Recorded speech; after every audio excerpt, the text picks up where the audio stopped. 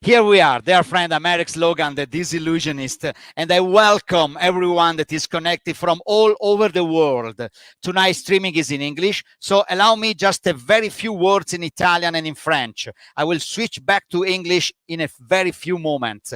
Cari amici, sapete che questa diretta è in inglese. Vi aspettiamo il 5 di aprile per la diretta in italiano con Andrea Fratellini e lo zio Tore. Sarà qualcosa di fantastico per celebrare la Pasqua, ma restate con noi perché questa sera c'è uno dei personaggi più importanti nella storia della magia mondiale, Jim Steinmeyer, che ha creato illusioni per David Copperfield e tantissimi altri maghi e ci parlerà di un'esperienza magica che non troverete da nessun'altra parte. È in inglese, ma ne vale la pena. Chers amis, eh bien, vous savez que ce soir, on a un streaming en anglais, mais vous restez avec nous parce que ça va être exceptionnel. On a notre invité d'exception, c'est Jim Steinmeyer, directement de Los Angeles, et donc il va nous étonner avec sa pensée et la magie. Et vous le connaissez bien, c'est un des personnages les plus importants de la magie au monde aujourd'hui. And now I'm switching back to English because it's time to start. And I don't want to lose time because we have so many things to say with Jim and important quality things and thoughts to share. So usually in this moment, while I'm trying to get everyone connecting, I make a resume of what we are going to see. Usually the Disillusionist live is made with the different chapters, My Illusion, then we have the Magician's Life, which is my real live on tour, and the Disillusionist. But tonight, and the guest, of course, but tonight we are going to wrap them up all together in one, because you will see why. Because the star of the show tonight is very connected to my career. So everything is blended together for this master chef. You know who I'm talking about. I said it in Italian and in French, Jim Steinmeyer. And big surprise, you can play with us. Prepare a deck of cards because Jim is going to perform for us tonight. Prepare a deck of cards because we are going to start. And the greetings go to Giuliano, my assistant, which is there. You don't know if you want to appear, Giuliano, just say hello without talking, without saying anything. Just wave. Thank you very much for your assistance. And sharing is the master social world in this social world. So now, during the 1 minute and 45 seconds video, I ask you to do three things. Just share this video with your friends. Go or if you are on Facebook, put your like and follow. And if you are on YouTube, subscribe. And if you are on Facebook, go to subscribe to the channel later because this is a free show, but it's not free to operate. So your like is for me as an important, enormous moral value. So thank you very much in advance. 45 minutes of countdown, and then we will be back with something extraordinary tonight. Thank you.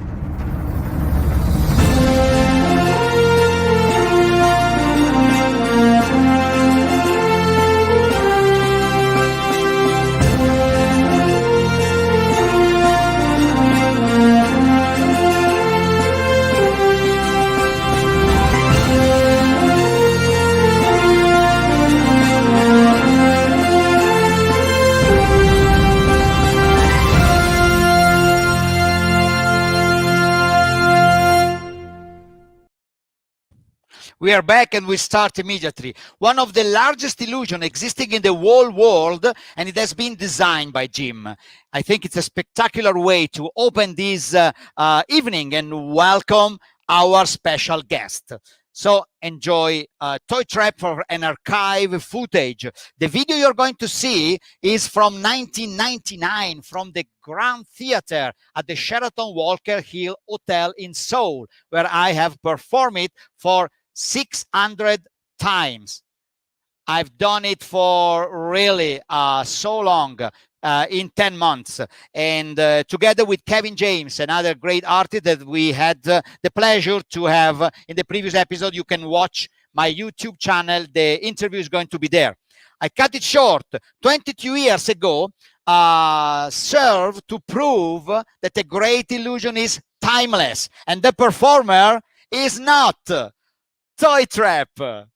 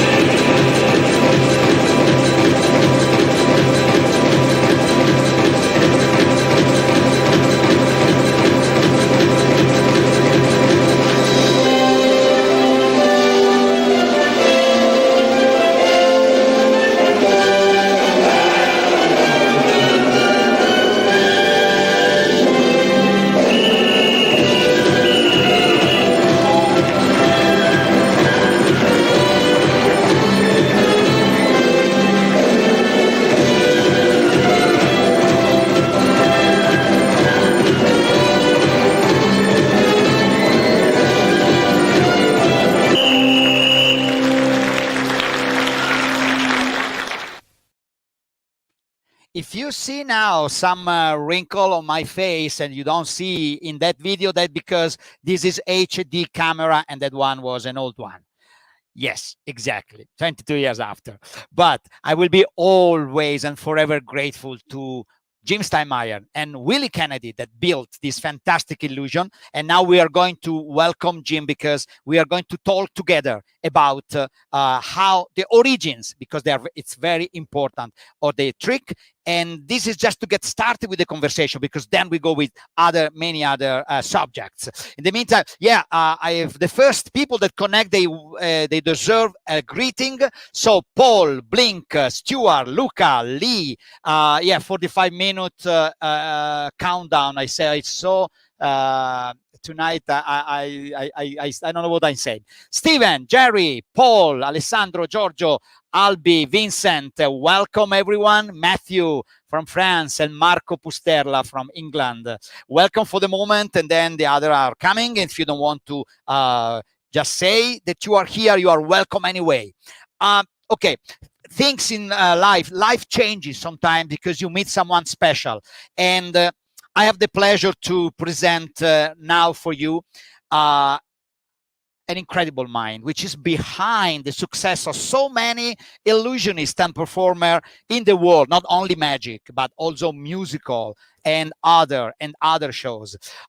He has been behind illusion and has created illusion for the biggest name in show business and in magic, like Doug Henning, first of all, Siegfried and Roy, David Copperfield, and so many others. I would personally like to add Lance Burton and Simon Drake, that are two very respected artists between the lovers of the art of magic and the Pendragons, but there are so many that I can't really list them all. So magic inventor and author of books on magic, both for magicians and for the public, and also on historical magic. Consultant and designer for stage shows. I mentioned the musicals, Beauty and the Beast, Aladdin, and so many others. And most recently, president, and now is past president of the Magic Castle in Hollywood, that, as you know, is the most important private club dedicated to the art of magic in the world. And I add performer of exquisite elegance and refinement. And we will have the pleasure, you will have the pleasure to see that I'm right when he will perform for us tonight. And remember, the deck of cards you have to keep ready.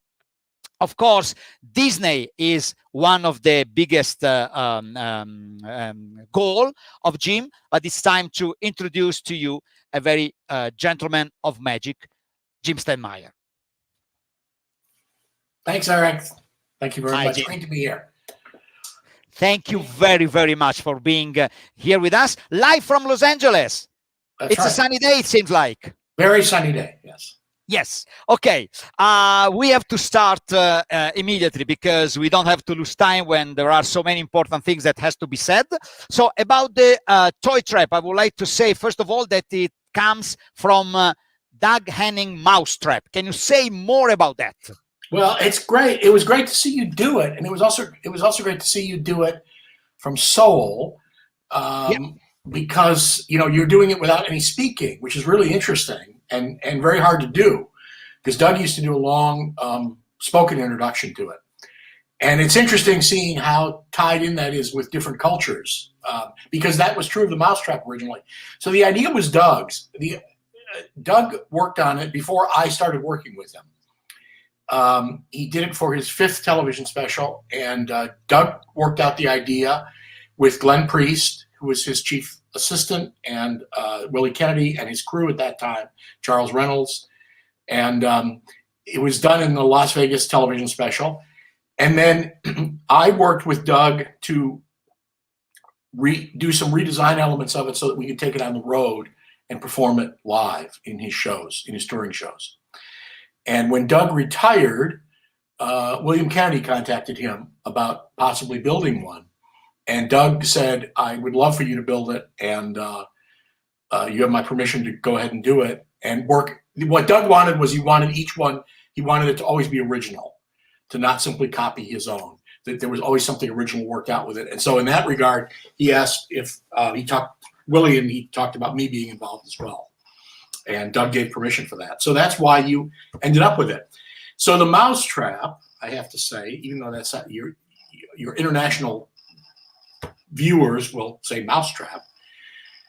Mousetrap is a name that we know, people of my age know, because when we were children, we had a game in the United States called the Mousetrap game.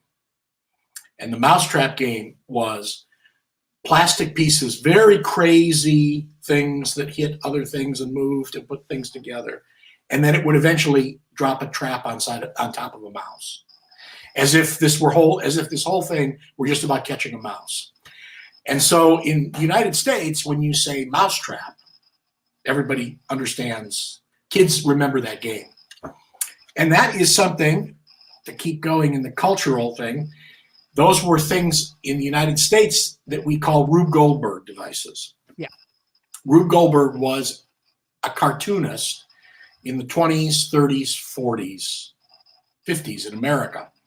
And Rube Goldberg used to draw these really crazy inventions that, of course, did almost nothing.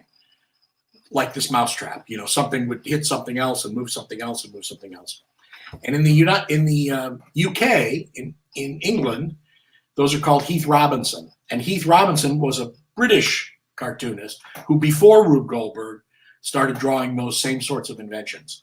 So every country, everybody has their own version of these crazy inventions that seem like there's no reason for them to be doing all these things, and they're funny to just watch them work. And Doug's idea was to take that and to turn that into an illusion, turn that into an escape illusion. And that was his original Mousetrap. And then yours was the second generation of that, which was different because it was the toy traps. It was all based on toys. And that was how you ended up performing it live. Yeah. And I don't know if you know that. When Willie asked Doug about authorization, if he could build the Mousetrap for me, Doug put 3 conditions. That was 1996. Of course, Doug was still alive. Yeah. And so he said, okay, but there must be 3 rules. The first one is that it must be different. It has to be a completely different routine. Yeah. And the second one is there must be one element from the original part.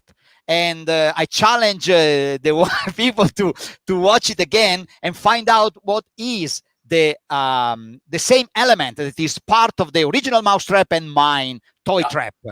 And the third one was, and I said, I'm trapped to sit now, because now we are talking about the fees, the performing right, and it must be something like big. And he said, and the third one is a picture of the performance the first time that you do it on stage. No performing fees. Can you believe that?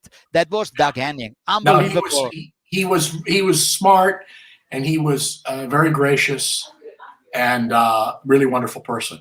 I do remember that. It's funny now that you say that. I remember that. I remember talking to Willie about incorporating one element in it. Which, you know what, that was easy for us. That was the easy part, because I had worked with it, of course, and Willie had worked with it every night on stage. He set it up and took it out of the truck and put it together. So he knew what worked best, what the dependable parts were, what they all we struggled with. So he had really great experience with it when he built it. Yeah, and of course, Lance Burton did the second new generation Mousetrap, and the element was also there. I say to everyone, it was the fire bucket. Yes, which is part of every Mousetrap. Lance did a fantastic job. Lance was built for his stage. Yeah. In Las Vegas. That's right. And Lance was the one, I think, that Doug he talked to about it initially. And so it worked out very well. And that was another one that was completely different and completely original in terms of what it did. Yeah, fantastic. So you started your career with Doug Henning, if I'm not wrong. Yeah. I mean, I worked with some performers and illusionists around Chicago, which is where I grew up. But then I had freelanced, I'd sent material to Doug Henning and suggested some material to him, some illusions. And when I got out of college, I went and worked with Doug Henning. Yeah, I forgot to mention this one at the very beginning for everyone connected. We have a section of questions that are coming at the end of the talk. So, but I do some exception, because when something happened that is right on the topic that we are discussing, it's better to talk immediately. And I see Raphael that is asking let me see if I can highlight. Julie, can highlight please the message. What the first of his creation was that Doug Henning performed, and how was it working together with Doug? Okay, so the first, it's a little bit complicated. The trick that I sent him photographs of, and I said, "Are you interested in doing something like this?" was an idea for a cutting in half trick. that got changed a little bit over the years and ended up being a trick that I put out called Modern Art. But that was not the first thing Doug did. That was the thing that I sent him, and that he said, "Well, let's talk about ideas." The first illusions of his of mine that he performed were the elevator and walking through a mirror, and those were done on the same special that he did the Mousetrap on. I went and saw the special when they videotaped it in Las Vegas, and so I saw the Mousetrap the first time it was performed. But he was also doing two of my illusions on that show. All right, fantastic. And what was it like working with Doug? Doug was completely fantastic, as Erix indicated. Very creative, very, very nice guy. Everyone who worked with him enjoyed working with him. Worked extra hard for him because he was the kind of boss you wanted to. You were excited to be working with him, and you wanted to make him look great. And so people liked working with him. Absolutely. It's one of my ideas to prepare one of the next episodes, one dedicated to Doug Henning. I'm working on it, and I will let you know. Yeah, no, it's a great story. Yeah. I'd like to have you back. Yes, exactly. And this is Doug picture, and I was almost convinced that you did the origami. As that was the very first illusion. I would have answered Raphael, but I was wrong, of course. No, that was kind of one of the last things of mine he did. Wow. Yeah. Wow. Because I don't know if how many magicians or people know that Doug Henning was the very first one to perform origami. Magicians. So he did it on a tour. He did it on a live tour, and he did it on one or two television shows, which were kind of like late night shows. Guest shows, panel shows, where you come and do something like the Tonight Show, and then he comes and sits down. Yeah. So there isn't a lot of television of him doing it because he didn't do it on a television special. And so I think international magicians wouldn't be aware of Doug doing it as much. But he did it on a tour. He did it on two tours, I think, his last two tours. Yeah. And I would like to show for the very first time to everyone the very first drawing that you sent me, because when we were, so let's start with the first one. When Doug asked to do a completely different design, and I designed to go on the circus and the carnival theme, you designed the very first one that we should have now on this. Yeah, okay. That was the first one, and you can see that of course it's fantastic, it's beautiful, and it takes more, of course. You can see the origin. You can see the Mousetrap. I'm going to tell you something, Erix. That's not my drawing. Really? No, it's not. It's not. That was a. I don't know exactly the story, but my theory is that we talked about things, and I think Willie had that put together, or in some way he put that together out of our conversations. But I didn't do that drawing. Yeah, of course. And now you remind me. It's fine. Sorry. And there are elements in there that we absolutely talked about, and there they are. But I think that's that's like you say, very early drawing. That's like someone kind of putting sketches on and saying, if we did this here or did this here. Exactly. And if I'm not wrong, so Julie skipped to the four picture, because this is probably that's what I did. Exactly. So that's the official drawing. Yeah. The other one were probably ideas that me and Willie shared.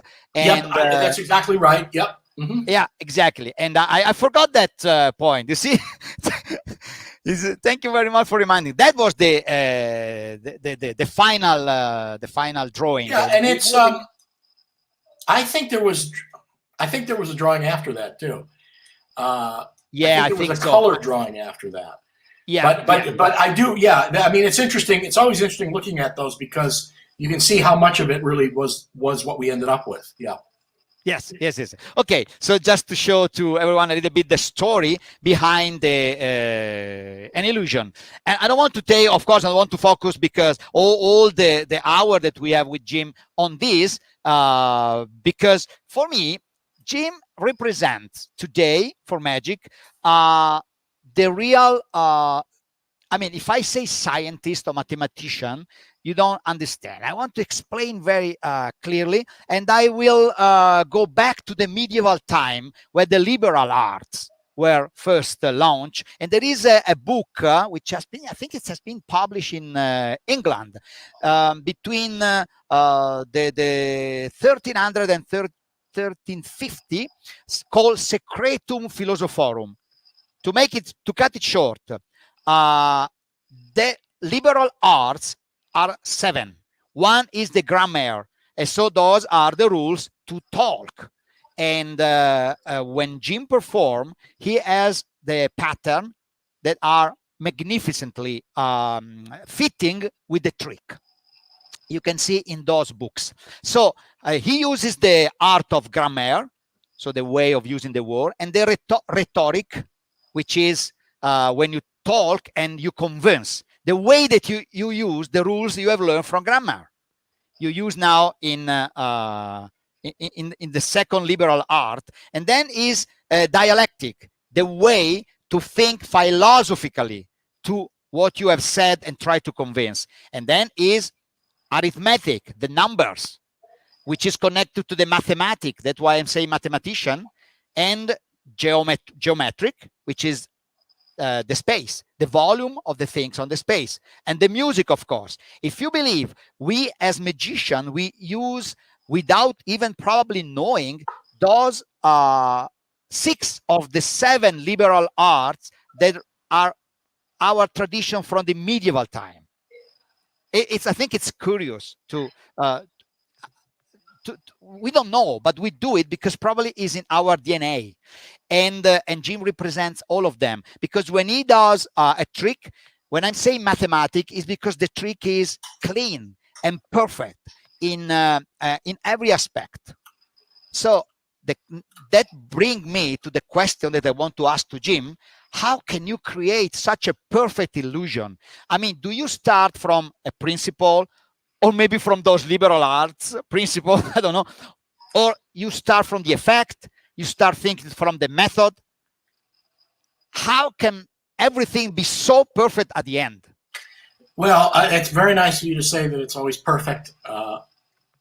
It's not always perfect, but track record is good. We do a lot of work up front, and I do a lot of work up front, and I think that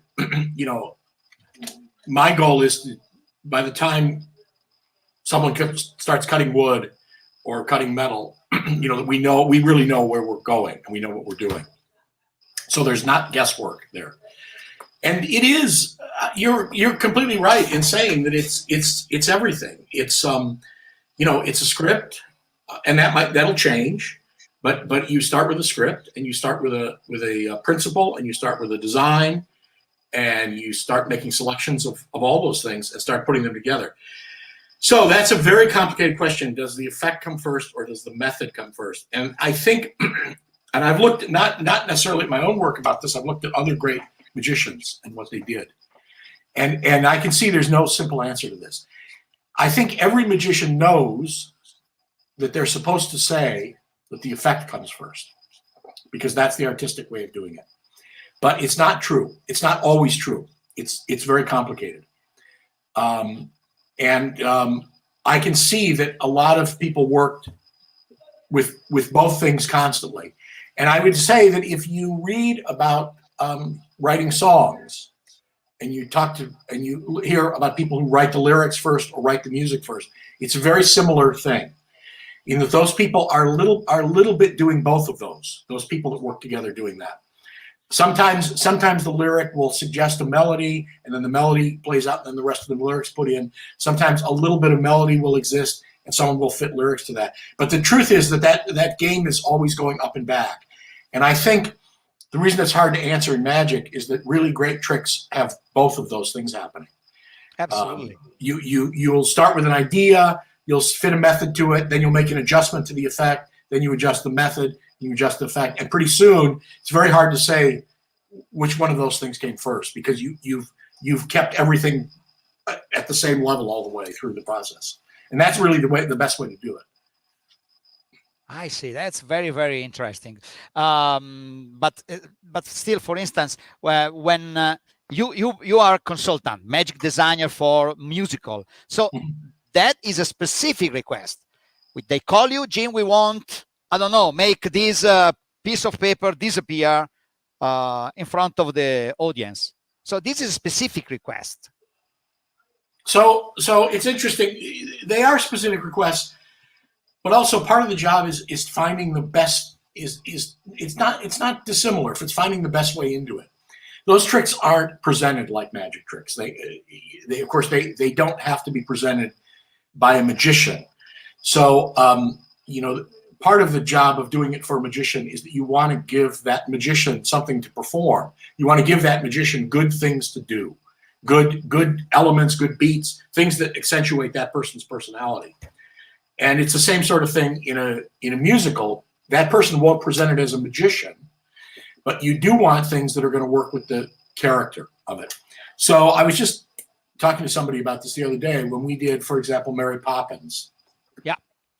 And Richard Eyre, who was the director, and Bob Crowley, who was the scenic designer, enormously talented people. And they were talking about the sequence when she unpacks her bag, takes everything out of her bag. And so what was interesting about it was that the job there was to actually come up, since she's only going to take out 4 or 5 things, it's not really like a magic show, is to start telling a story with those things. That as the things become more and more and more impossible, that you also understand something about her in the middle of the song. So Mary takes out a few little objects, and then she takes out a mirror, a long mirror, which doesn't fit, of course, and she hangs it on the wall. And what you see is that she's vain. She's very fussy about her appearance. And she takes out a plant, an enormous plant, and puts it in the corner, that she's carrying her own little world around with her. It's not just her clothes. It's not just her perfume. It's that she's actually carrying her world around with her. And then at the very end, she reaches in and takes out a bundle, and it turns into the bed that she puts in the children's room. So now what we understand is, in the course of that song and in the course of that illusion, what we've understood is we now know the character of Mary Poppins. And what she's saying at the very end is she's saying, I've come here to stay. I've decided to stay. So everyone sees it visually, and it's just the same way that a song tells a story in a musical. When the illusion is right, it tells the story of what's happening on stage. And that's what it's supposed to do. Yeah, fantastic. And how long does it take before the opening night does this process? How long it is? I mean, shows will be planned for years. Years before, right? I don't have necessarily that much luxury, but no, we do a lot of planning up front. Those things are very carefully built. They have to be, I'm sorry to say, more carefully built than most magic illusions, because magicians know how to work with those props. Magicians are really good at working with those props, and you've got a toolkit on. In one of those road cases behind you is a toolkit. For sure. You've pulled out tools and you've hammered things just before the curtain went up, because every magician does that thing. But in a show like that, it's hard, because the illusions are only a small part of it. The crews, a stage crew changes. There are people that come in and out. You won't necessarily have the same person every night setting it up. So everyone has to be able to work with it. It has to work with different actors. It has to work with the understudies as well. So there's a level that those things are built slightly differently to accommodate those kind of shows. They have to be really solid. They have to be built so that they're really durable, so they're not constantly repaired, because no one wants to do that. No one wants to pay for that. And that it's really dependable for the actors. And when that works, it's great. But we take our time with that. So when you are planning, projecting the illusion, not only you have to pay for the trick to work, but you also have to find for the right material to keep longer. The stretch of the way it's made, you mean material? Yeah, exactly. Yeah, no, we really do. Those things really have to be built solid, because again, if they're constantly getting repaired, you don't know how they're getting repaired. They're not necessarily always getting repaired for the magic. A magician will fix something to always make sure the magic is as good as it can be. But if something is breaking, people might start repairing it so that it holds up, and the trick gets less and less each time. Exactly, yeah. So those things, we depend on, that stuff takes a lot of experience to build up front.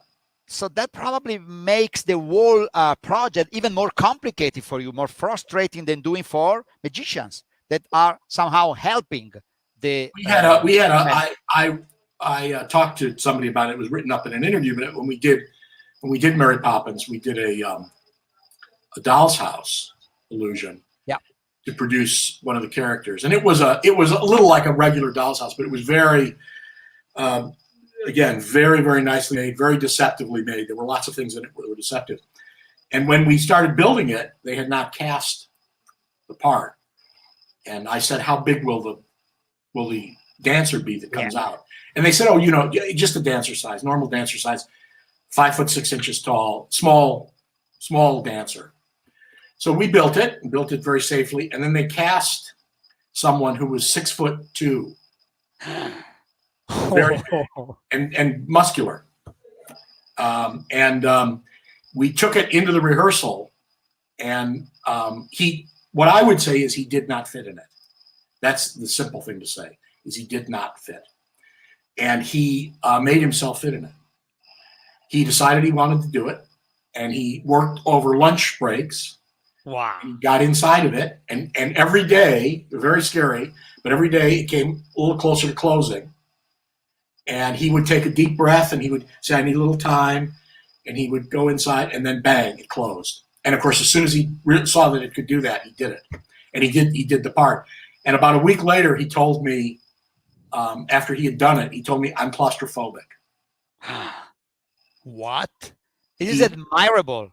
I will use this story. He was claustrophobic, and he decided he wanted to do that trick, and he wanted to do that part. And so he made it work. And of course, the fact that he did it, the fact that he made it work, meant that every actor after him also had to make that work, because of course that was the part now. The part was that character came out of that house.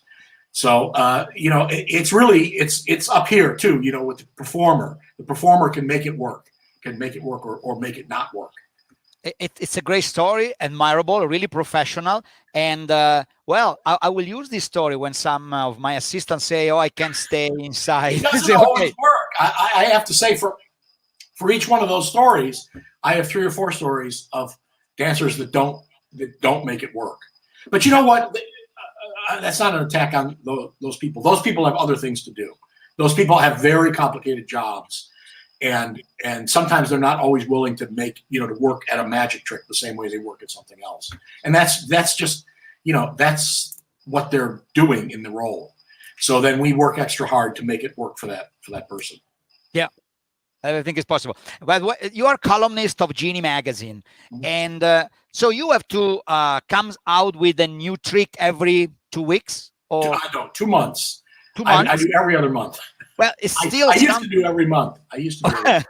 But 2 months is still something incredible. How can you create all those many tricks one after the other? Well, I don't know. I don't know the answer to that, believe me. And there are some months where I think, I don't know what I'm doing. I try to stay ahead so that I'm not really doing it at the last minute. I try to stay, enough ahead that I know what's coming up, and I'm not ever really sitting in front of a blank piece of paper trying to figure out what it is.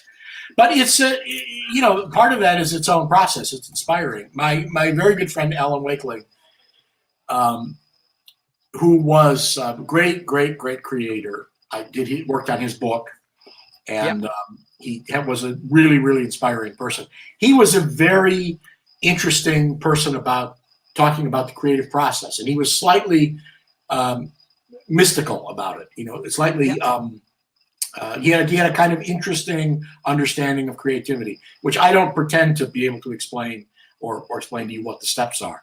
But Alan used to feel that the important thing was that you did it, that you kept doing it, that you always kept doing it, because it's to him it was like a muscle that you have to exercise. And if you think of ideas, if you create ideas, it will make you create more ideas. But as soon as you stop, as soon as you say, well, that idea is too good, so I'm going to wait with that, or I'm not going to talk about that, or I'm not going to share that, or I'm not going to think about something else, that you start putting up stops, reasons to stop the process, and that's the worst thing you can do. So Alan's philosophy was just always take an opportunity to do that when you can. Think about different ideas, different tricks, different size tricks, and that will make you grow as a person as well.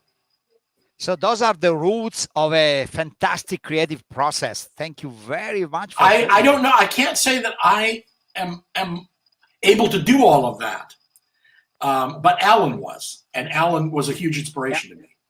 Yeah. Fantastic. And by the way, I forgot to say the 7th liberal art, which is astronomy. By astronomy, talking about celestial events, the origins and the evolution, and everything that is a little bit metaphysical. Exactly, is not physical all the time. So I'm touched to know about Alan following this path, because I am a fan of following this path as well. He was really inspiring about that material. And the book, of course, that you have published is fantastic. If you, I think it's sold out, right? Nobody can have it's this. No longer in print, but it should be pretty easy for people to find. I bet if you don't have it, I bet friends of yours in Magic have it. All right. Okay. Good. I have it, but if anyone is interested and is following the conversation now, well, contact me, because Jim can find a book for you about the Alan Wakeling. It's a fantastic book. Okay, I know there are many questions that are coming in. They are all interesting, and we might keep it for the end. Or maybe we can have pick one. Yeah, because Lee Alex is asking, what is the most frustrating effect that you had to face, and which one is the one that you are more happy? Oh. That's a really good question. You know what? There's really kind of not one illusion that I would say is my favorite. It sounds crazy, but the things that I'm always interested in is kind of the new idea, the next one, and I do to some extent get tired of seeing tricks that a lot of people are doing. It's inspiring seeing different performers do things, and then at a certain point, when kind of everybody's doing it, I kind of think, you know what, I've seen that enough. But some of those effects, some of those, I think some of the Broadway show effects can be frustrating, because they can involve so much testing and so much work over the years to get them right that some of that can be frustrating. I bet so. Which is the most difficult field, consulting, probably for not magic field. I give space for another interesting question that I see from Norman. Have you ever designed an illusion? Julie is now putting it on the screen. Have you ever designed an illusion to eventually, put it on the shelf? You can read it. Oh, so the answer, that's easy. Oh, sure, all the time. All the time. Yeah. No. You have a big shelves. Well, yeah, you bet. The first thing is that I have to be satisfied with it. I just because if I don't believe in it, if I'm not happy with it, I can't convince anybody else to be. And all the time, things that are half done that aren't right, and the only thing to do is to put those in a notebook, move on, and come back to them. And sometimes you come back and you have a great solution, and sometimes you come back and you don't. But it's very hard. And the worst thing to do, I just feel this way myself. The worst thing to do is to talk to a performer, like if Erix talked to me about new material, is to tell him an idea that I haven't figured out completely yet, that I'm not happy with. Because if he loves it as a performer, now I'm stuck, which is that I'm either pressured to finish it, I'm pressured to get to a great solution, or what's worse is that he feels pressured to do it without a great solution. And that's a terrible situation. So I try to be the first doorway is me. And if I'm happy with it, then I talk to magicians about it. Yeah. I don't think with you, the problem you are mentioning is going to happen very often, for sure. Because it certainly happens. Nah. I just don't talk about those tricks. Of course. Right. Another question from Marco. This is probably quick to answer. Will you collect these genie tricks in a volume, as you did for Magic Magazine? So it's really funny to say. I haven't really thought much about it. I suppose the answer is probably, but I just haven't really thought much about it. And it's so hard to do when you're in the middle of doing them. So I don't have a date, and I haven't really thought much about doing that with Genie. But I know Richard's talked to me about that as well, Richard Kaufman. Yeah. And I have a more conceptual now question. How the magic take place inside a person's mind? So does it help to prepare the trick thinking what makes the magic? Because we've been told that it's all about presentation, but I have seen many performers that are not particularly gifted, but anyway, they succeed with the audience. So I wonder if somehow the trick itself can be enough to satisfy the mind of the audience, even without a superb performance. Well, it's really a good question. So, of course, a lot of magicians think that, illusions are easy to do because they're flashy, and because it's about having big toys. Yeah. And, if you open up a crate and pull a big painted red box out, that you then can get a job, and that they're very easy to stand next to those tricks and command attention. Correct. And I would say it's completely untrue. Yeah. In fact, quite the opposite. A performer, on stage, head to toe, has to have all of the functions of a stage performer. And you have to be able to associate that person with that illusion all through it. We've all seen illusionists, and an illusion happens, and you say, well, that's interesting. Did that person do anything? Did that person have anything to do with it? And that ability to control the illusion, that ability to present it and be part of it is really, really difficult. Yeah. I mean, it takes a tremendous amount of stagecraft and a tremendous amount of stage presence, and great performers know what they do well. Great performers, and I would say that all my life, everyone I've worked with, not everyone was a great performer, but really good performers, when you talk to them about what they do, they say, yeah, that's for me, or they say, no, I can't do that. That's not me. And sometimes I wanted to argue. Doug Henning, occasionally, I wanted him to do things, and he said, no, that's not me. And I didn't agree at the time, and I wanted him to do it. But you know what? If he can say that, he's right. Because that's what he has to do as a performer, is he has to bring his personality to it. So it takes a tremendous amount of presence to do illusions on stage and to have control of that. And I think magicians don't take that for granted. If you do a close-up trick, and there's nothing wrong with any of this. If you do a close-up trick, your hands are right there. My voice is right there. And it's very hard to watch that trick and not say, well, he did it. He was responsible for that. But in illusion, an illusionist is constantly working to put all of those elements together and to keep all of that in check.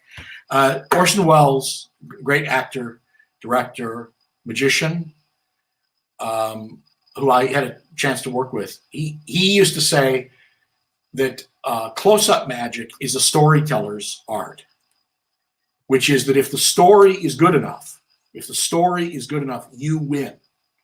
If I tell you a good story and you can understand it, I'm a good storyteller. But stage magic is a theatrical art, and it requires everything. It requires lighting, it requires costumes, it requires direction, it requires stage presence. It's not just enough to have the story.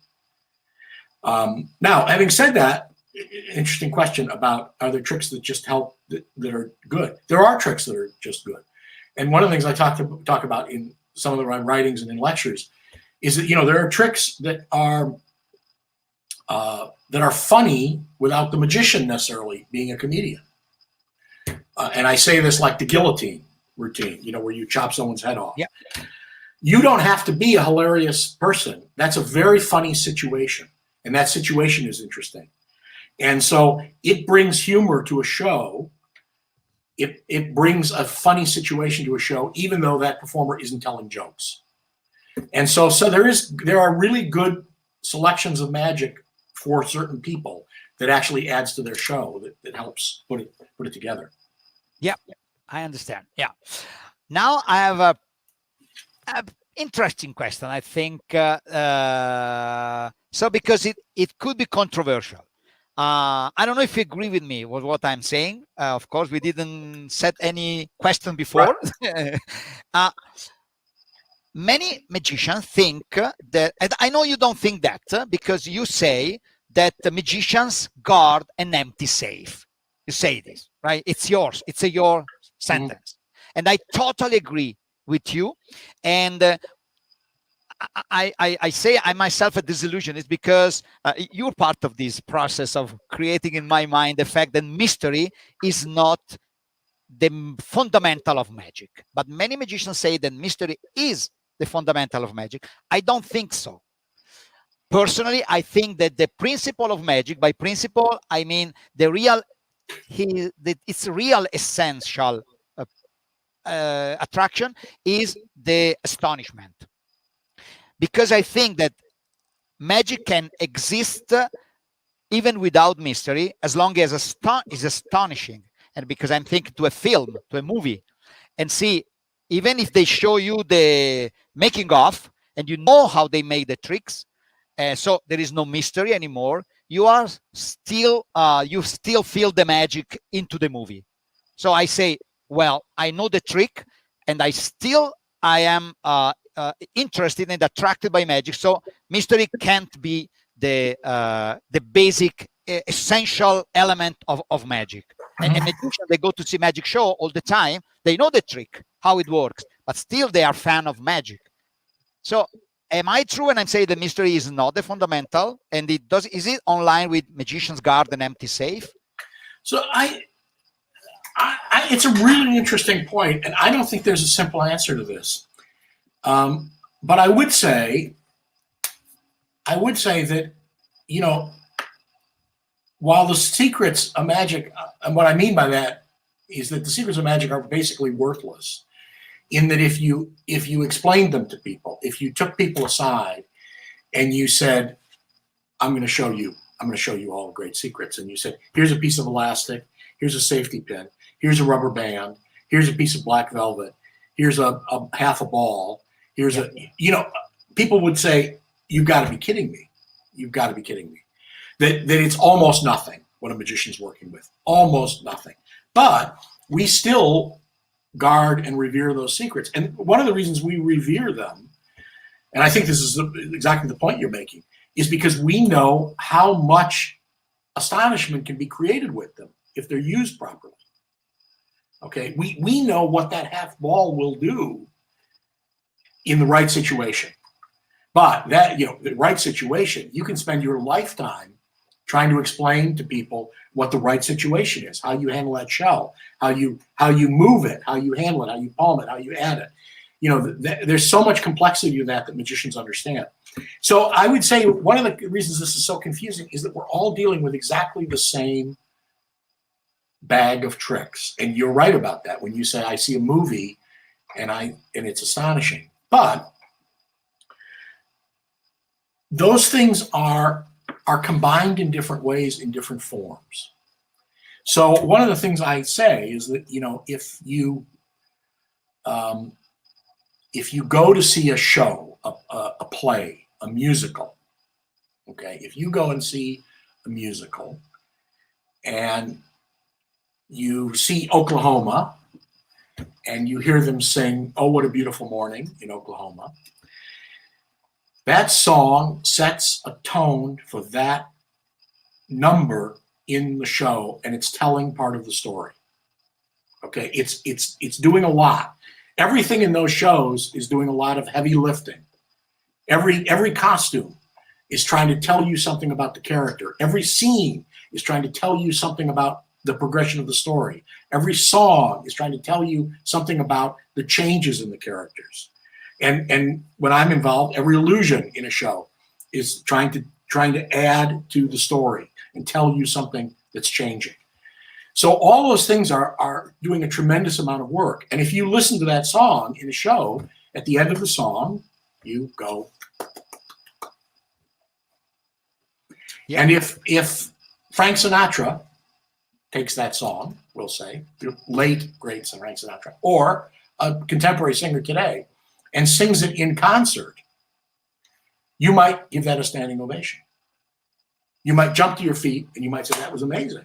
Because that person knows exactly how to now make that song not necessarily tell a story, not fit in the middle of Oklahoma, not be in the middle of those costumes. That person knows how to turn that song into a performance and will make you amazed and make you astonished. And you'll say, oh my gosh, the way those notes were put together, the phrasing. So that is a completely different kind of performance. Now, it's the same song. Is it a failure in the middle of the musical because it doesn't make people jump to their feet? No, because it's doing many, many, many things. And I would say that that's what ends up happening. A lot of special effects in shows and in movies and all those tricks, they end up doing many, many things. They're setting the scene, they're telling you a story, they're adding to the elements of it. A magician takes those things and makes them all about astonishment.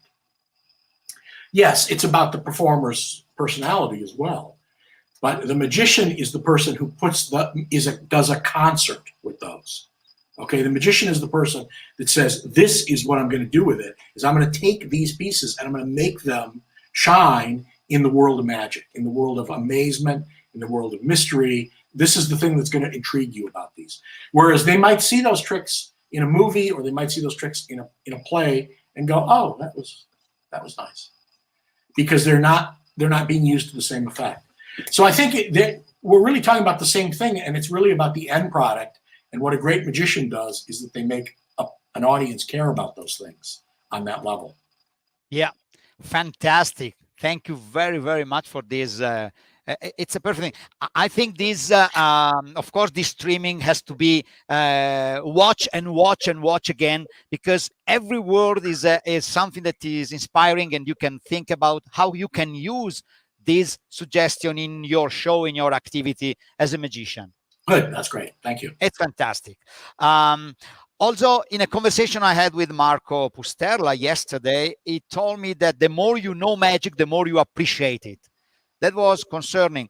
I mean, if let's say, I mean, magicians, they try to keep the secret, right? And the audience, they are supposed they don't know. But if I make a comparison with music, when I know music, I'm more interested to go see a concert because I know the effort that are behind. When I go to see a magician, because I don't know nothing about, I can think whatever it is that is difficult, something that is very easy, or it's very easy, something that is very difficult. So how can we move from this, or if we can move from this? Well, it's really interesting. You know, David Devant, who I'm a big fan of. David Devant. Yeah, me too. David Devant used to say that the very best audience for magic is an audience that knows something about the art. Yeah. And, you know, obviously we've all seen this in magic conventions. You know, we know that the best audience for magic is an audience of magicians, because they applaud, and sometimes they applaud the wrong things, but they understand and they love it. And it seems ridiculous, that example of a magic convention. But if you see different performances, you'll understand that people who are big fans of opera have seen that opera many times. Yeah. And especially if they haven't seen it, this is always what's amazing. What they do is they read about it beforehand. Yeah. They attend lectures, or they read books, and those books are amazing. They're fascinating. They tell you what's in the opera, and they say, get ready for this aria. This is the most important aria, and here's the history of the people who sang it. And here's why it was written this way, and here's why it became famous. And so those people go to this performance, and they're ready. They're ready because they're comparing it to different things. If you are a fan of ballet, which I'm not, but if you go to a ballet, you'll understand that a lot of the people sitting around you look like dancers. Yeah. And the reason is because they are, or they were, dancers. And as being fans of dance, they were involved in it, and now they go and not only support it. It's not that they're just paying money to be nice. It's because they're fans of it. They know a little about it, and they want to see how this group does it. How does this dancer do it? I heard something about this group, the way they're doing it. So I think that, Devant had a very hard time, because he said, I think people should know something about magic, and I think magicians should support that. And then, of course, after he said that, it all started to break down, because no one understands exactly. Does that mean we tell them how it's done? Does that mean we tell them about the history of it? And it becomes complicated. But I do think that you're right. I think one of the problems we have with magic is that every audience is experiencing it as if it's the first time. Yeah. And magicians take advantage of that. Yeah. All of your friends who are still doing the invisible deck, and they say, why do I have to do anything different? Everybody loves the invisible deck. It's because they don't see magic shows very often. And that's okay. So magicians know how to take advantage of people not seeing magic. But I think that for it to be regarded as an art, you want people to see it and understand it. And I think that happened a little bit. I mean, we hear a little bit about that, like kind of in the vaudeville days in the United States about 100 years ago, and then about 100 years ago in Europe, music halls, when people would see a magician every 2 or 3 weeks. They'd see a magician at their local theater as the shows came through. So I think that when you see more of that, you get an understanding of it, you get appreciation for it. Yeah. So hopefully, the more we will show magic to people, and the more they will get familiar, they will understand the differences, and it will be good for everyone, I think. I think so. I think that's the theory. Yeah. And we can talk. I think to every topic bring me on my mind to talk a little bit more about, but we have to go anyway, because it will be a 3-hour, 4-hour conversation, never ending, but we can do it. So you publish books. We told that before in the presentation that you wanted to be short because we can talk more. And I have here, there is probably the picture. This is for the public, right? Yes. Yeah.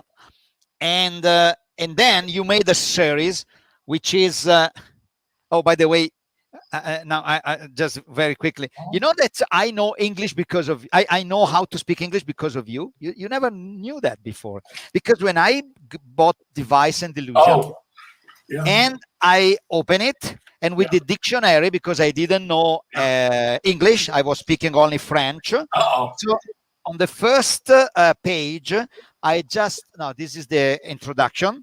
Look at that. Wow. It's all translated, every single word. But this is the introduction. I probably skip it. This one is. So every word has the meaning, because with the dictionary, I was putting... So the first page, it took me a whole day to read one page, because with the dictionary, I was looking for every single word. But that word was repeated in the second page. So for the second page, it took me 4 hours. And then a little less, 3 hours, 2 hours. By the end of the book, I was speaking English. Oh, that's great. It's true. It's really true. I never told this to anyone else beside my close friend. Now I should have been learning Italian. You're my English teacher. Yeah. Okay. All right. Good. Magic English teacher, of course. Right. And now we come to this. Yes. Possibilities. Yeah. Exactly. A special series, fantastic series. And can we take a break and do some magic? Because I told you, I told to the people that that you are a great performer, and I can absolutely say that. Your text, your way of performing, your elegance on stage. I mean, I would ask you why you are not a performer, but I know why, because you are so talented to do what you do, that this other talent it's competing. So the other one took the priority in your life, I guess. I would say the other thing I would say, I used to, when all through college, I used to perform. I did my own little show. And I also was working with other performers. I was, working as an assistant in illusion shows, or I was working with other magicians. And working with other performers, I could see why they were good. And I could also see why they were better performers than I was. And I just I didn't do as interesting things performing as other people did. It was more interesting for me to give them material and then have them work with it. And of course, that's what it takes. It takes a performer who understands it well and who does a really good job with what they do. And so, there was a point just kind of when I graduated college when I realized I'm not really. I can do more interesting work by working with really good magicians, and leaving that part of it to them. And that was the right decision. Well, it's great to know, but now I know you will grace us with one of your. Well, it's funny. So Erix asked me to do. You asked me to do. So the thing is, there are 9 impossibilities now. This is the 9th one. Yeah. And when someone says, "Oh, would you do one of those tricks?" It's like saying, "What's your favorite trick?" I always think, "Oh my gosh, should I?" Because there was something I just did. I would have done a few months ago, and I think, well, that was kind of interesting. Let me try and do that one. And I do lectures occasionally, and I have to always carefully pick those tricks. Should I show them this because it's a new principle, or should I do this? And Erix said, "Would you do the 9-card problem?" Which is interesting because it's the first trick in the first book. Yeah. And it's the one that people have done more than anything else. And it's the one that there have been more variations of, and more versions of, and more inspirations. And it's the one that everybody, if they know this material, it's the one that everybody talks about. So I would say no one has ever asked me to do that trick. So when you did that, when you said, "Would you do the 9-card problem?" rather than arguing with you, which is what I would normally do, and say, "No, you don't want me to do that. I'll do something else." I said, "Yes, I've never done it. I mean, I haven't done it for 20 years, and everybody else has done it. So yes, I'll do the 9-card problem." Fantastic. So everybody needs to help me out with this, and you've got a deck of cards, and I'm not going to use my cards. I'm not going to use my cards because you're going to use your cards. And what you're going to do is you're going to pick a card at random, and then we're going to try to find that card. And you're going to do all the work. So here's what I'd like you to do. I'd like you to take that deck. I'm assuming they're all shuffled and mixed up. And I want you to deal 9 cards onto the table in front of you, face down in a pile. 1, 2, 3, 4, 5, 6, 7, 8, 9. Make sure they're exactly 9. And then I want you to put the rest of the deck away. Just push it to the side. We're not going to use anything except those 9 cards. And I can't see anything that's happening. I get a little glimpse of Erix in the screen, but I can't see what the rest of you are doing. But still, hold the cards down so that there's no chance of seeing it. Because if you think about it now, you've just picked 9 cards, and I don't even know what cards you're working with. Because you're not even working with a full deck of cards. You're working with 9. So now what I want you to do is I want you to take those cards and fan them towards you. So you're looking at all of them in a fan. And I want you to remember one of those cards. And in order to do this randomly, but I'm going to suggest that you pick the 3rd card from the top. And by the top, I mean from the back of the fan as you're looking at them. Okay, so if they were turned face down, that would be the top. So the 3rd card from the top as you're looking at the fan. Look at that card. Remember it. Don't move it. Don't pull it out. Keep it right in the middle of all the rest of them where they are, and then close it up. Okay? And now I want you to hold that packet of cards face down in your hand like you're ready to deal them. Okay, but don't deal them yet, because I'm going to have you mix them in a very, very specific way. You're going to mix them according to what card you picked. Okay? So we'll do this in English. If you're thinking of an ace, that's ACE. 2 is TWO. 3, THREE, etc. What I want you to do is I want you to spell the first name of the card, ace through king, deal 1 card down on the table, 1 on top of another in a pile. So if you were thinking of an ace, you'd deal A, C, E, 3 cards, 1 on top of another. Do that now, face down. Okay, so you're still holding some cards in your hand, right? Right. take those, drop those on top of the ones you just dealt, and now pick up the whole packet again in your hand. Okay, I'm not going to ask you to look at where any of the cards are. I don't want you to be influenced about how they're getting mixed, but you made that choice of what card you picked and how many cards you moved. So now what I want you to do is I want you to deal the middle name of every card, which is of, O-F. Deal 2 cards down, one on top of the other, O, and then F on top of that. And then take the cards in your hand, drop them on top, and pick up the whole packet in your hands again. And now there's one more name to a card, and that's the suits. Clubs, diamonds, hearts, spades. So if it's clubs, you would deal C-L-U-B-S, one on top of another. But whatever your suit is, go ahead and deal those cards one by one, one on top of another. And you still got some cards left in your hand, I think. And I want you to take those and drop those on top. And now pick the whole packet up in your hand again. Okay? So now you've got a packet of cards in your hand. You're holding them face down. Completely your choice now. Do you want to continue to hold them face down, or do you want to turn them face up? If you want to turn them face up, turn the entire packet face up and hold it in your hands, or hold it face down. Your choice. Okay. So now what I want you to do is I want you to put your hand on top of the whatever card's on the top. Okay, take it off. I want you to deal 3 cards down from the top of the packet. If it's face up, you'll deal face up cards. If it's face down, you'll deal face down cards. And stop right there. It's not one of those 3 cards. You don't have to look. I know. Put your hand on top of the next card that's on top. No, take that one and deal that down too. It's not that one. Put your hand on top of the next one. That's it. Take that top card, turn it over, look at it, and that's the card that you were thinking of. Yes. You got it. Got it. Good, good. So that was, it's interesting. That was a trick that was done. I did in some lectures years ago, and then worked out a little simpler system for it. And David Copperfield did it on one of his television shows, and it became, boom, big, big sensational hit. And I put it in the book of Impossibilities with a few of these other self-working tricks. And what I would say is, in all the things I've done, you know, they were always the things that magicians, my friends, you know, oh, are you still doing those mathematical tricks? And they would pat me on the head. That's nice. It's nice that you're doing mathematical tricks. I'm glad. And for many, many years, for over 20 years, I've heard every magician talk about mathematical tricks, how they hate them. Oh, mathematical tricks, that's the worst. They're the worst. Those tricks that work themselves. Those are the most terrible tricks in all of math. Those are awful. Those are terrible. And I just kept putting these little books out. And then a year ago, of course, we had a pandemic and all magicians went to virtual shows. And all of a sudden, these books were full of those tricks.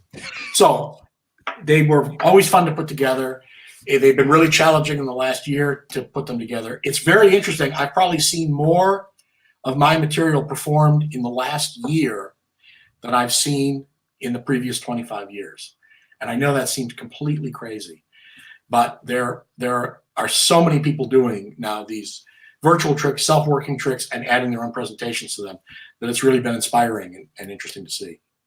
It's fantastic. It is a very good lesson of life, actually.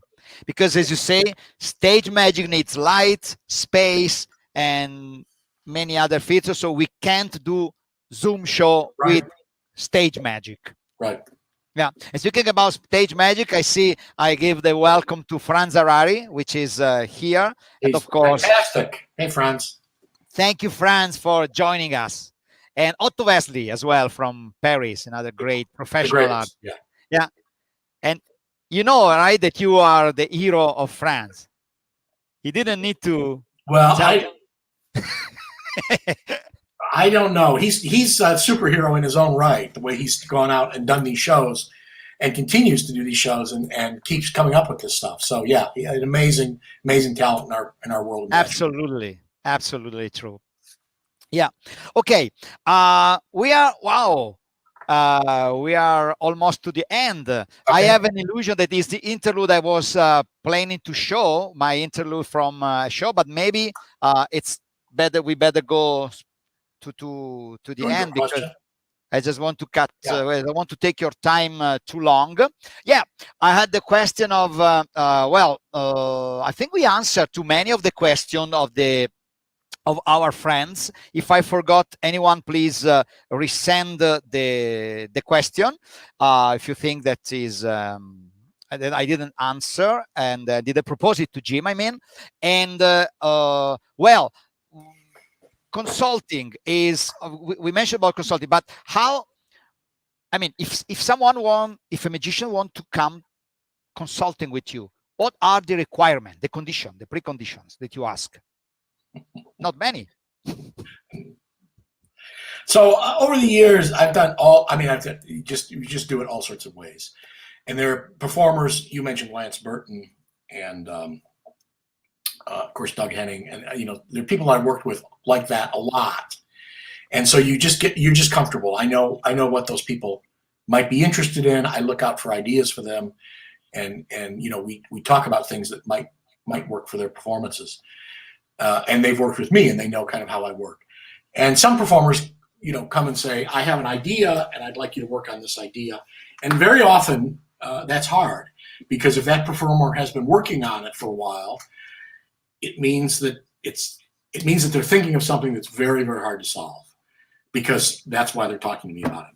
And then other people talk to me and say, what are you working on? What do you have? And I think that's, if you read about songwriters, or if you talk to songwriters, they have something that they call trunk songs, which are songs that they've worked on that they then put in a trunk. And when someone comes, they open up the trunk and they take something out and they go, well, here's something that might be interesting for you. And I think that to some extent, what I've done over the years is a little of all of that. I've always worked on my own material and developed ideas and tried to do things behind the scenes, so that when magicians talk to me and said, this is the kind of thing I'm interested in, this is the sort of shows that I do, that I might have material that I can say, well, here's something that would work for you, or here's something that would fit those situations. So I do a little bit of everything. And I was just contacted by a very good friend and professional. I won't talk about who, but just because he's in the middle of working on this right now, who had an idea that's a third done, and he kind of knows how he wants it to feel, and he needs some ideas and some solutions. So I know that's going to be hard, because he's a very, very talented performer, and he's thought deeply about this. But it's always interesting to then start working on problems with other people as well, and to see if there are different solutions to those. Yeah, that's very generous. Great. Two more questions, because those are the last one. Lee Alex is asking, how long did it take to do the Statue of Liberty from start to finish? I was only involved in it for a little while. I was not involved in the actual physical production of it that David did. So, I would say, I wasn't integrally involved in the actual thing, that the apparatus that went to the island, because I was working for Doug Henning at the time. But it was about all those things, all those television specials happened, in the span of a year.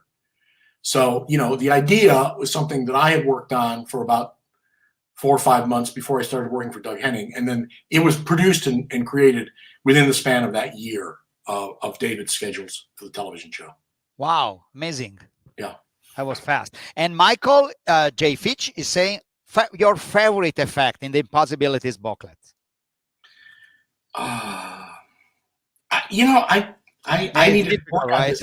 I kind of don't have favorite effect. Yeah. Here, I did a trick. There's a trick I love, and someone just wrote a review of the book and said, "Oh, this trick isn't any good." And it was so much fun, and it's a really good trick, and I do it very often in lectures, which is called the "I forgot of something." And I'm not going to do it for you now, because it's one of these things where you go all through the process. But it was so much fun. It's so much fun. Yeah, next time, because the plot was so interesting. Because what it is it's based on something where you have to have a kind of big number that you're counting through cards. And so what I did with it is this is the story. The story is I came up with this great card trick, and I was doing it the other day. I was doing it for an audience. And it's a trick where someone picks a card and then they spell the name of the card, and the card is there. And it sounds like a great trick. And I was all ready, and I was doing it, and I said to the person, what card did you pick? and she says, it was the I forgot of something. And let me tell you, that's how you screw up a magician. Don't miss the card. Go all the way to the end of the trick and say, it was the I forgot of something. But here's the interesting part, is those magic words actually work for the trick. And then the trick is a very clever mathematical trick that's based in an old trick. But the magic words actually are the I forgot of something. So that when you then have the spectator use that phrase, the I forgot of something, they find their card. And it's fun because it lets you talk about performing magic virtually. It's a good setup. Whenever I do it, I always hear magicians laugh on the other end of the line when you say, the spectator said, I forgot of something, because everyone's had that happen. It makes spectators laugh when they hear it, and then it actually ends up working, and it's a real trick. Wow, great. I understand. Yeah. Okay, Jim, I think I have two more chapters, which are Magician's Life, which is my life on stage. I show every episode. I'll show what we have done. So now it's showing a little bit of a segment in China. It's going to be 3-4 minutes. And then it's the greetings. Maybe, I don't know. I don't want to say that if you have to go, of course, I just can thank you very, very much. No. Do your segment. I'm going to watch it. Oh, great. So I can say, so I launch this and we say hello later? Yeah. Okay. Oh, fantastic. So, so I go quickly. Enjoy the Magician's Life. Once in FA, it was probably 36 hours that we didn't lay down.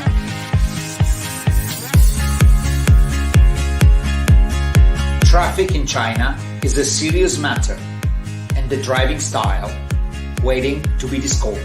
Producer guaranteed that we would have been only in 4 or 5 stars hotels.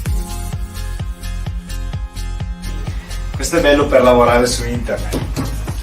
Occuparti. And they kept their word.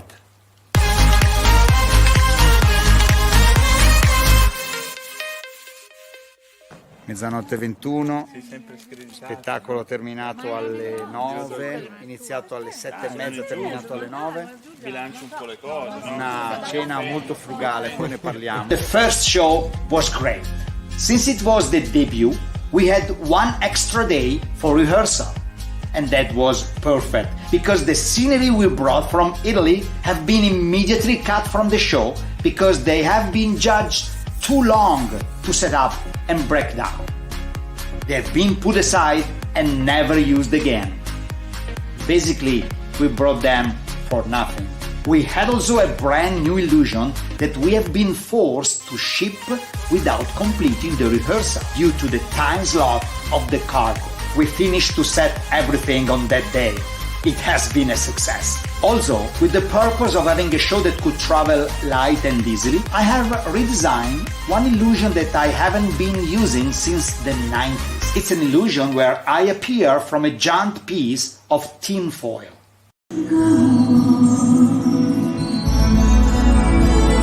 Sarah had her trouble too in balancing the volumes during her sound check.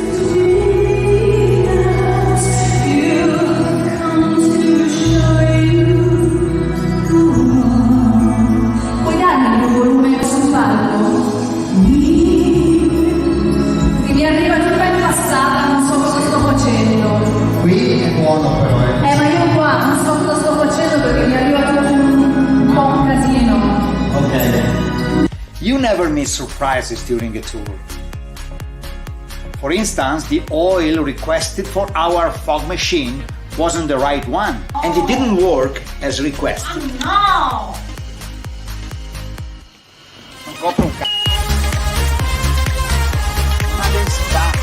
But at the very end, overall, for the first time, everything went really well.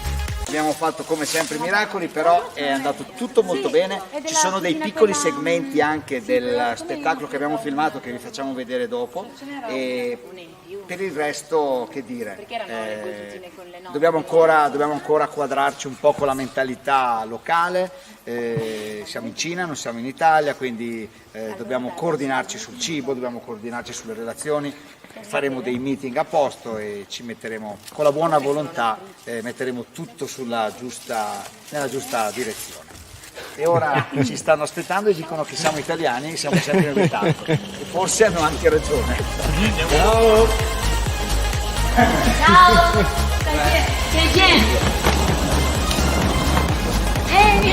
Siamo entrati con la luce comunque. Oh, ciao.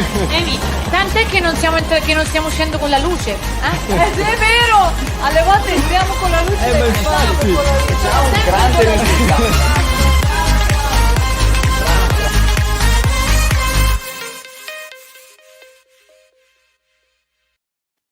It's true. Sometimes we enter in daylight and we get out from theater in daylight. Did it ever happen to you? Oh, that whole thing sent chills down my spine. Yes. Yeah. So this is what we do while we are waiting to go back on stage. And there is also the talk of the Disillusionist, but not tonight, because I think I will come back next episode with the talk much more enriched by the talk with that an inspiring word that I heard tonight from you. And of course, anyone interested to buy your books or get in touch is your website. Jim, what I can say now, thank you is not enough. Oh, thank you. Thanks to you, and thanks to Giuliano, and thanks for putting this together. It was really fun. Thank you. And thanks everyone for the comments. If you go to Facebook, on my page, on the website, on the YouTube, you can read them later, Jim. If you want. And well, you know what is special about you, because you are a great, you are very humble, but you know to be one of the most important personality in magic today all over the world for your work. And beside that, you are so available to talk and share. When I guess if I would invite a personality on the show, I think, of course, we can talk about magic, but briefly, we have to go back talking about themselves. You don't do that.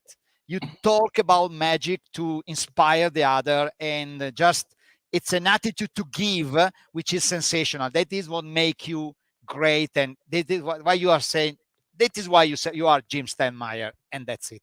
Thank you very much. It was really fun to be here. Thanks. Thank you very, very, very much. And so we thanks anyone, say good night for the people that are in Europe, and good evening for who is following us from America. And now, how do you call it? The credit, right? The final credit. So we launch them. Thank you, Giuliano. And Jim, we want you back. Thank you. Is it a promise? Thank you very much. Bye, everyone. Thanks.